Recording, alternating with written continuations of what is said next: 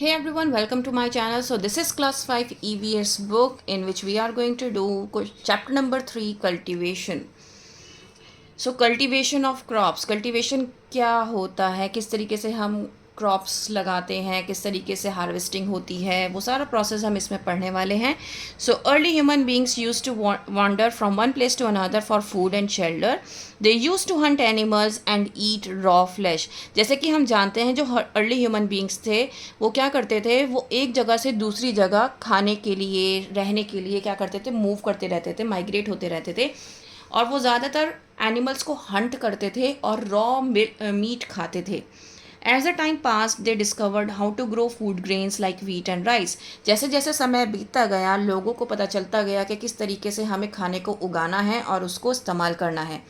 In this way agriculture was born. इस तरीके से एग्रीकल्चर का क्या हुआ, पैदाइश हुई. The term agriculture is derived from two Latin words. तो दो लैटिन वर्ड से मिलकर बना है एग्रीकल्चर. एगर जिसका मतलब होता है फील्ड और कल्चरा जिसका मतलब होता है कल्टीवेशन. ठीक है, तो ये दो वर्ड से मिलकर बना है. एगर का मतलब होता है फील्ड, मतलब जब आप कोई भी कल्टीवेशन, कोई भी काम कर रहे हो एक फील्ड के अंदर, दैट इज़ योर एग्रीकल्चर. दस agriculture means cultivation of field. Field में कल्टीवेशन करना क्या कहलाता है, एग्रीकल्चर कहलाता है. आपने देखा होगा गांव में जब फार्मर्स क्या करते हैं, फूड क्रॉप्स लगाते हैं तो इस तरीके से वो कल्टीवेट करते हैं, टिलिंग करते हैं, प्लफिंग करते हैं और इस तरीके से सीड्स को उसके बाद बोया जाता है. और फिर उसके बाद क्या किया जाता है, उसको रेगुलर पानी दिया जाता है जितने पानी की उसको ज़रूरत होती है. और फिर उसके बाद जब हमारी जो क्रॉप्स हैं वो बड़ी हो जाती हैं उसके बाद उसको हार्वेस्ट किया जाता है. Cultivation of crops. The land where plants are cultivated is known as a field. वो जगह जहाँ पर आप प्लांट्स लगा रहे हो उसको क्या कहते हैं, फील्ड कहते हैं. If we visit a field during different seasons we will see farmers doing various activities. अगर आप अलग अलग सीजन्स में जाएंगे तो आपको पता चलेगा कि हर एक सीज़न में जो फार्मर्स हैं वो अलग अलग एक्टिविटी परफॉर्म कर रहे होंगे वहाँ पर. तो अब आप देखो कैसे. सबसे पहले होता है प्रिपरेशन ऑफ सॉइल. सॉइल को तैयार करना, मिट्टी को तैयार करना. ठीक है, ये सबसे मेन प्रोसेस है कल्टीवेशन का. अगर आपकी मिट्टी ही तैयार नहीं है किसी भी क्रॉप को ग्रो करने के लिए तो आप चाहे उसमें कितने ही फर्टिलाइज़र्स, मैन्योर्स कुछ भी डाल लें, आपकी क्रॉप अच्छी नहीं आएगी. तो ploughing, whole process of cultivation begins with ploughing. सारा प्रोसेस जो है वो स्टार्ट कहाँ से होता है, प्लफिंग. प्लफिंग में क्या होती है, आप यहाँ पे दो बैल देख रहे हो, दो बैल क्या कर रहे हैं, ये प्लफ कर रहे हैं फील्ड को. पीछे इनके ना एक खुरपा टाइप लगा होता है नुकीला, जिससे क्या होती है जो मिट्टी होती है ना वो ऊपर नीचे होती रहती है. पहले ये सब काम बैल से किया जाता था लेकिन आज के टाइम में ट्रैक्टर्स मौजूद हैं और उनके पीछे एक बहुत बड़ा सा रेक्टेंगुलर शेप में क्या है लगा दिया जाता है. और उसमें इस तरीके से नुकीले दांत वाले होते हैं जो कि मिट्टी को नीचे से उखाड़ते रहते हैं. ठीक है, the process of loosening and turning the soil. तो यहाँ पे हम क्या कर रहे हैं, सॉइल को लूज कर रहे हैं. हम लूज करने का मकसद क्या है हमारा, ताकि जब हम इसमें सीड डालें तो वो प्रॉपरली इसमें ग्रो कर सके. This process can be done with an iron or a wooden plough. In olden days animals were used to pull the ploughs in small fields. nowadays ploughing is done by tractors, जो कि मैंने आपको बताया. तो ये यहाँ पे wooden प्लव्स भी लगाए जा सकते हैं और मेटल के भी लगाए जाते हैं. तो इसमें डिफ़र करता है कि आप किस तरीके से कर रहे हो. लेकिन आज के पहले एनिमल्स के थ्रू किया जाता था लेकिन आज के टाइम में हम ट्रैक्टर से करते हैं. तो प्लफिंग क्या करती है, लूज़ करती है सॉइल को और उसके अंदर हवा क्या होती है, आना जाना स्टार्ट कर देती है. हवा आने लगती है सॉइल में. अब कहोगे भाई हवा की क्या ज़रूरत है सॉइल को, आपको पता होना चाहिए अगर आपकी सॉइल ज़िंदा है तभी आपकी क्रॉप्स ज़िंदा रहेंगे.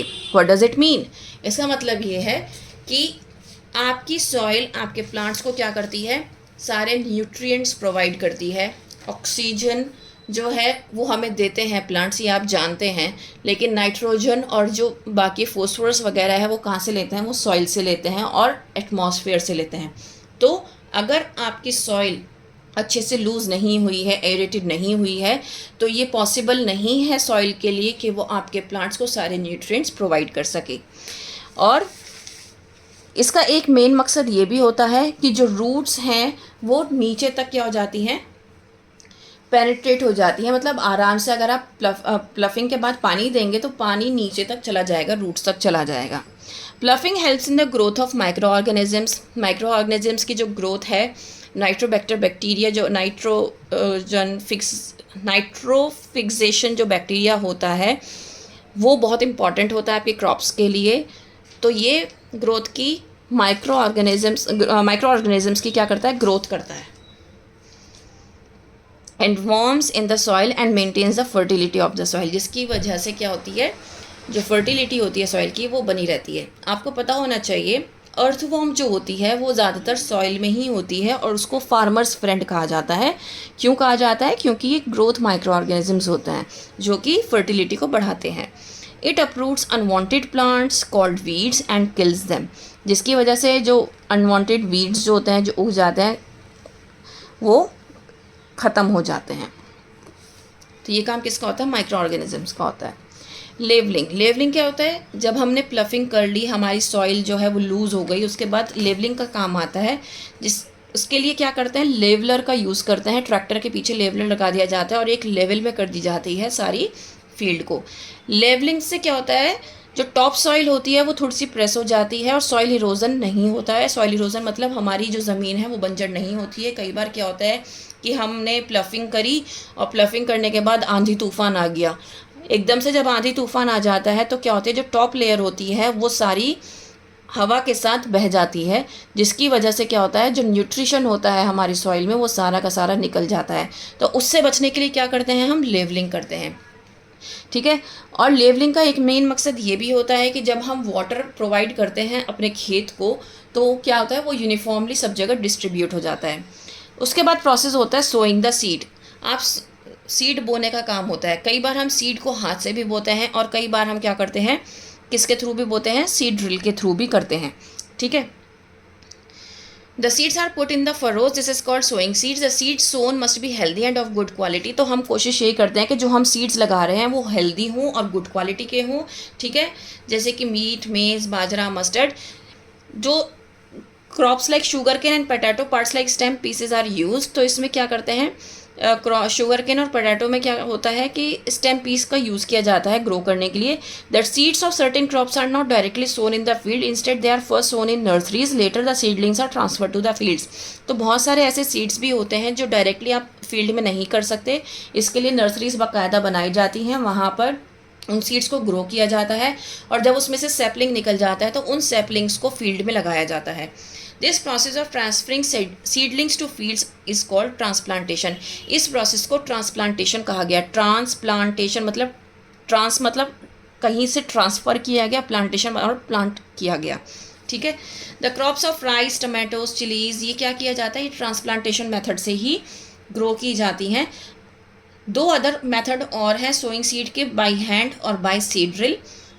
तो हैंड से भी क्या कर सकते हो, आप सीड्स को स्कैटर कर सकते हो फील्ड में, जैसे कि आप यहाँ देख रहे हो ये बंदा क्या कर रहा है, सीड्स को स्कैटर कर रहा है फील्ड में।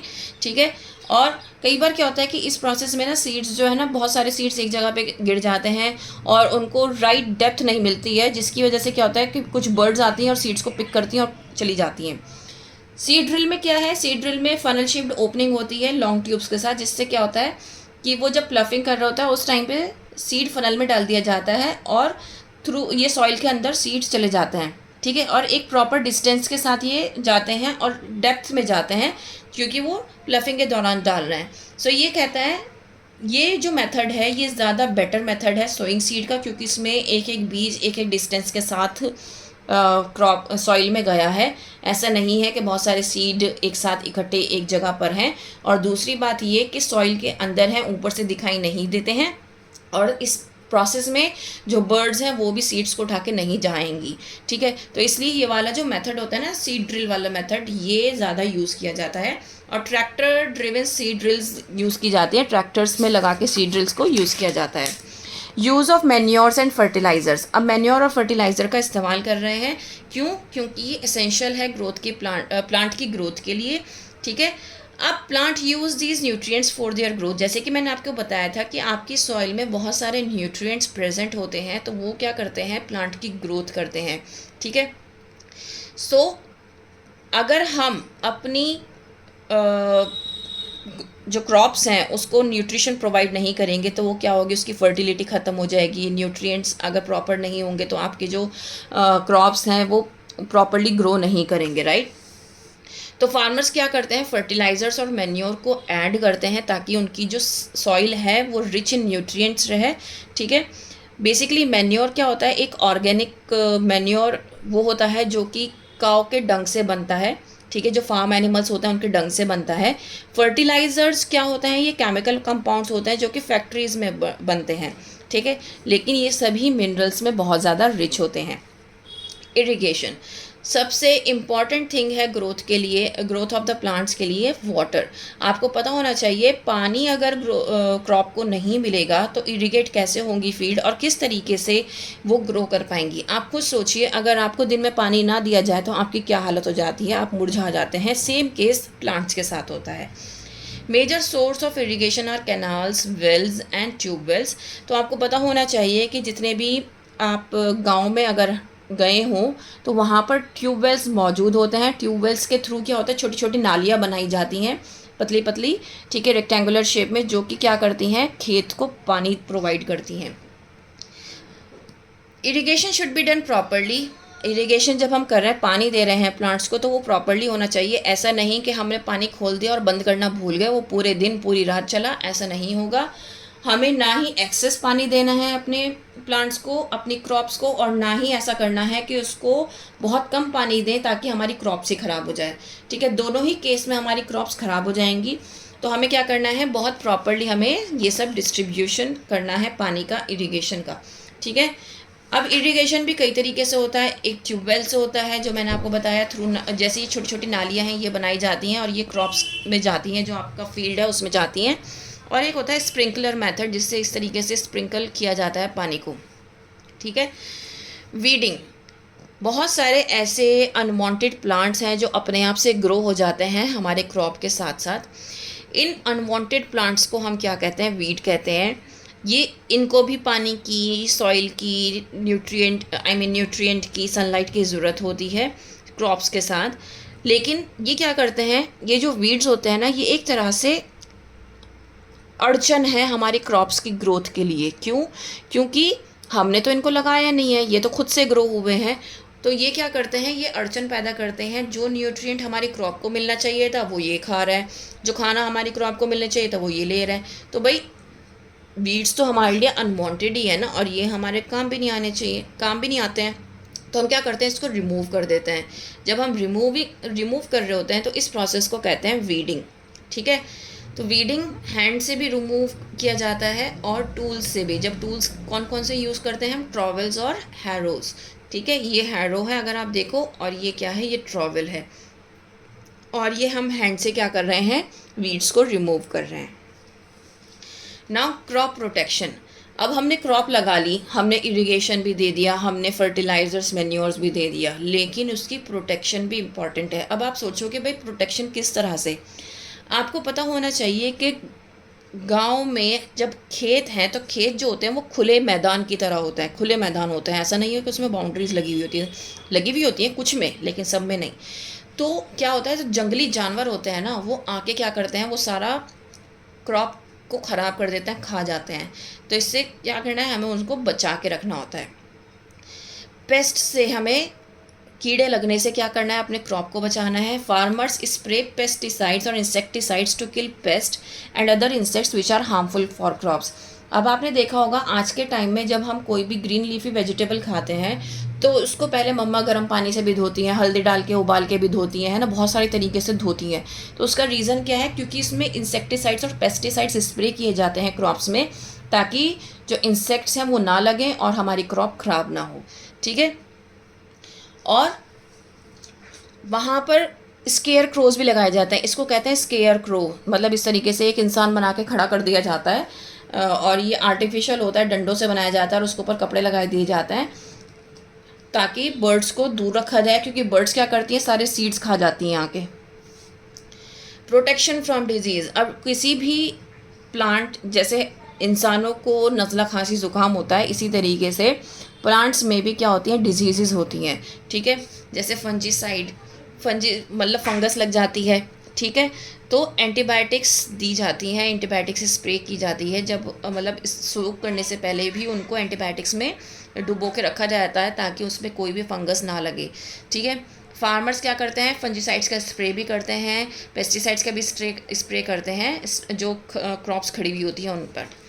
फिर आता है हार्वेस्टिंग का टाइम। हार्वेस्टिंग का टाइम आपने देखा होगा कि मार्च के महीने में आपका हार्वेस्टिंग का मंथ होता है, जिसमें हम क्या करते हैं, अपनी फसल को काटते हैं। जब वो मैच्योर हो जाती है तो उसको हम क्या करते हैं, काटते हैं, ठीक है। इसी प्रोसेस को हम कहते हैं हार्वेस्टिंग।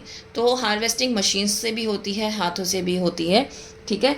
उसके बाद है थ्रेशिंग। ये एक ऐसा प्रोसेस है जिसमें ग्रेन्स को सेपरेट किया जाता है क्रॉप जो उसके जो पत्ते हैं उससे, तो ये थ्रेशिंग कहलाया जाता है। जब स्मॉल फील्ड की बात करेंगे तो ये spreading the harvested crop.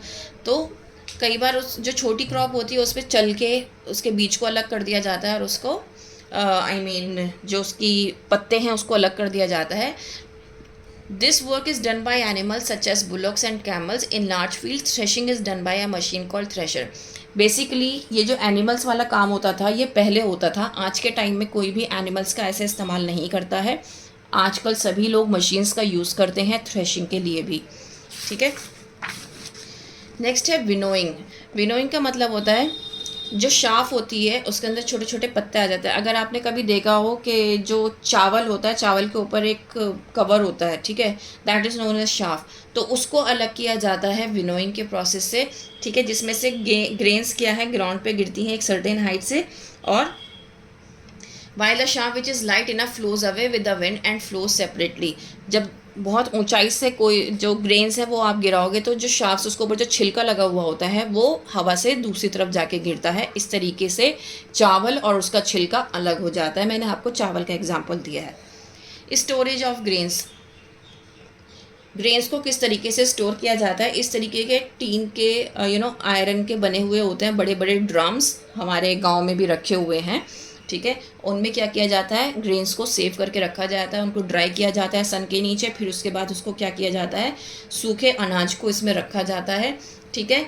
Ghani bags में रखा जाता है, गोडाउंस में रखा जाता है, लेकिन इस बात का ध्यान रखा जाता है कि जिस जगह पर रखा जा रहा है वो बिल्कुल ड्राई प्लेस हो, बिल्कुल भी उसमें मॉइस्चर ना हो, और रैट्स, बर्ड्स और हार्मफुल इंसेक्ट से वो जगह बची रहे, महफूज रहे। क्योंकि अगर रैट्स भी अगर आपके अनाज को खाना स्टार्ट कर देते हैं, इंसेक्ट्स खाना स्टार्ट कर देते हैं, तो वो सारे अनाज को फंगस लगा देता है और आपका जो अनाज है वो पूरा ख़राब हो जाता है। सो ये जो प्रोसेस है ना फार्मर्स का, जो हार्वेस्ट करने का कल्टीवेशन वाला जो प्रोसेस है, that is very tough process. सुनने में बड़ा इजी सा लग रहा है क्योंकि हमने सारे स्टेप्स कुछ मिनटों में पढ़ लिए, लेकिन जब ये लोग करते हैं तो हर एक क्रॉप को ग्रो करने में और उसको हार्वेस्ट करने में एटलीस्ट 3 to 4 months तो लगते ही हैं। ये मैंने ऐसी क्रॉप्स बताई हैं जो आप रेगुलर बेसिस पे लेते हैं, ठीक है, जैसे कि वीट, राइस वगैरह। लेकिन आप साल में सिर्फ एक ही बार इनको ग्रो कर सकते हैं। फिर आपको क्या करना होता है, क्रॉप रोटेशन करना होता है। जैसे कि आपने एक फील्ड में अगर इस बार राइस लगाए थे तो नेक्स्ट टाइम आप जो लगाओगे क्रॉप वो राइस की नहीं लगाओगे, किसी और की लगाओगे, है ना। तो इस तरीके से क्या होता है, क्रॉप रोटेशन करना होता है। उसका रीज़न ये है कि आपकी जो सॉइल है उसकी फर्टिलिटी बनी रहती है। अगर आप एक ही क्रॉप रेगुलर लगाते रहोगे तो सॉइल फर्टिलिटी ख़त्म हो जाएगी और वो बंजर हो जाएगी ज़मीन, फिर आप उस पर कोई भी क्रॉप नहीं लगा सकते। तो सॉइल फर्टिलिटी को मेंटेन करने के लिए क्रॉप रोटेशन बहुत ज़रूरी होता है। उम्मीद करती हूँ कि आपको ये समझ में आया होगा chapter, and you will be able to understand the concept of cultivation and what are the steps under this. So please like, share and subscribe for more videos. That's all. Thank you.